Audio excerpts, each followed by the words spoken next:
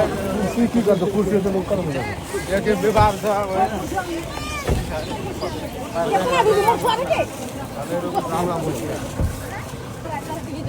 बोलवा की चाहता ना समस्या बोले बोल समस्या भन्नु न समस्या के छ हामीलाई 30 वर्षदेखि कांग्रेस कम्युनिस्टले भोट दिएर आएको आजसम्म हामी गरिबको अधिकार पाएको छैन बाँस र कपासको अधिकार पाएको छैन सबभन्दा मूल्यधान गरिबको त्यो हो हामीहरूको सुप्रिमवासी आयोगमा जुन हाकिम हुनु पर्यो त्यो हाकिम त्यो एजेन्डामा हाम्रो हाकिम हुँदैन जसको करोडपति छ उसैले त्यहाँ बस्छ बाँडेर खान्छ हामीलाई बोले एउटा गुद्री ओछान दिन्छ एउटा कुनै वर्षमा बोले यो रोड क्रेसबाट बोले दियो यस्तै दियो त यस्तै दिनु परेन म त खाइसक्छ अनि हामीलाई के दिन्छ त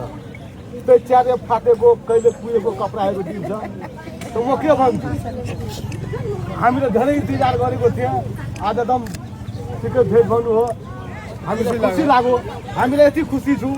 कि एक दिन हाम्रो गाउँमा होस् तर हामीलाई पैसाको मतलब छैन हामीलाई कानुन चाहियो हामीलाई देशमा बसोबास चाहियो हामीलाई एउटा मूलधार पाऊँ हाम्रो केटाकेटी बालबच्चा पढ्न पाऊँ भोट त धेरैले दिए तब मैले अब के भन्नु जो यो देशमा यत्रो भोट दिएर काम गरेन आमाको रक्त खायो अब बालन शाह आयो अब उसलाई जितेर पठायो अब बालन शाह आयो अब गर्छ कि गर्दैन के जनताको मनमा विश्वास आइसकेको छ हामीलाई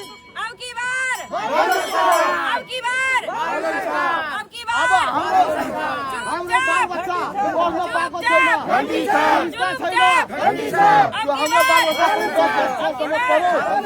देशको मूलधार राखेर कहीँ पनि काम गर्न